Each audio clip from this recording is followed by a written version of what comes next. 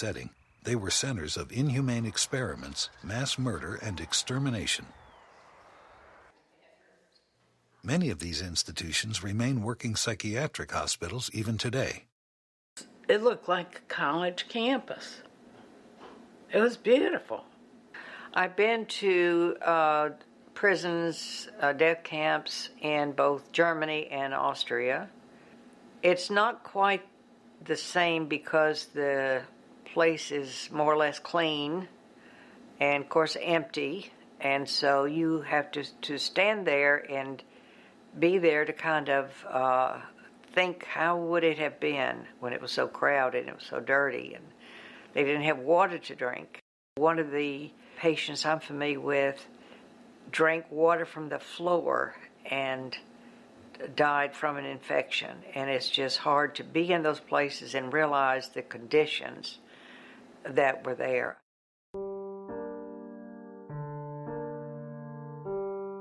Spiegelgrund is still a large active hospital in Vienna. During the Holocaust, it consisted of a children's ward and became infamous for the euthanasia of the children there. The brains of many of these children were saved for years in the basement of Spiegelgrund. I think it is good that they're open to the public because you can read about it and you can see pictures, but until you are actually there and standing there, you don't get the emotions and the feeling that you would otherwise. All right, looks like he might have a rhythm back on the monitor. It's sinus, but slow. Although current healthcare in the U.S. is regarded as among the best in the world, there are elements that should cause us to reflect upon the similarities to German medicine in the 1930s. So it's important that for us, both as nurses who are looking at history and nurses working today, that we know about this history. Because unless we know, we can't stop it happening again, and it will happen again. Today, nurses are involved in the legal euthanasia of patients in Belgium, Holland, and Switzerland. Nurses are also involved in executions in the countries where the death penalty is legal. My take on it is that the nurses working in those areas should know the history so that they themselves can determine whether it's relevant to what they're doing and ask themselves the question, is this an ethical area in which I want to work? We physicians, nurses, have a power that, if we are not careful, can be abused. So by learning about how this power was abused in the worst way, we hope that you will inoculate yourself and be conscious and aware and reflective. Or how does any person know what is right from wrong? And I think that I have to have a conscience and a moral compass.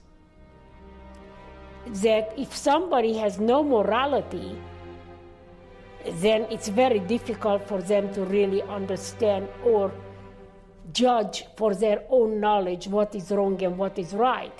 But if it hurts another human being, I think that it's morally wrong. I'm just amazed, even today, to ask someone who's a freshman in high school what they knew about the Nuremberg trials, and they don't know what you're talking about. Many young people today are not aware of the Holocaust and its place in history. They know that it was something that happened, what they think is a long time ago, and it's over and it's never going to happen again, so why should we keep bringing it up? Those who cannot remember the past are condemned to repeat it. And that is exactly what is happening.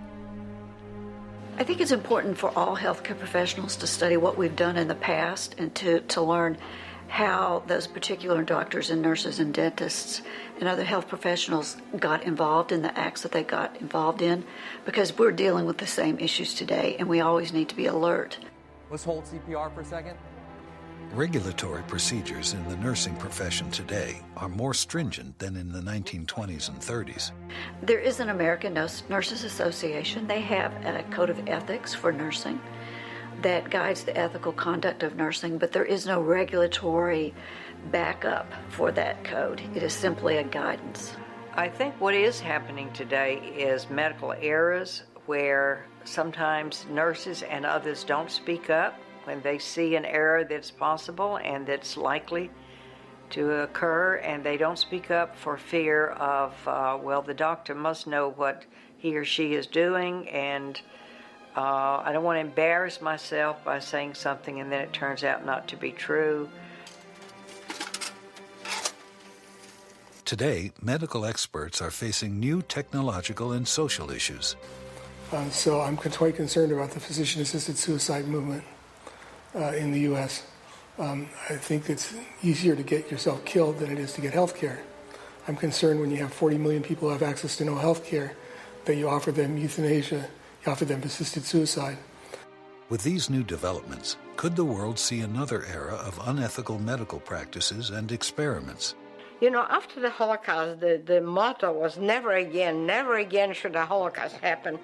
I think the lesson we have learned from the Nazi era and the Holocaust is that we are all vulnerable to outside pressures, influences, and that things can happen that we may not see at the time, that things are going awry, and that's why we have to all be on our guard, and we have to monitor ourselves, we have to monitor each other, because the healthcare environment is very challenging.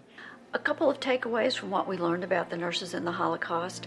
I think the first one is how easy it is to become involved, especially in the beginning. How easy was it for those nurses just to take a patient to a special room? They didn't know what the room was for. They were simply taking a patient to a special room. How long did it take them to actually find out that every patient who went to that room did not come out alive? That could take quite a long period of time.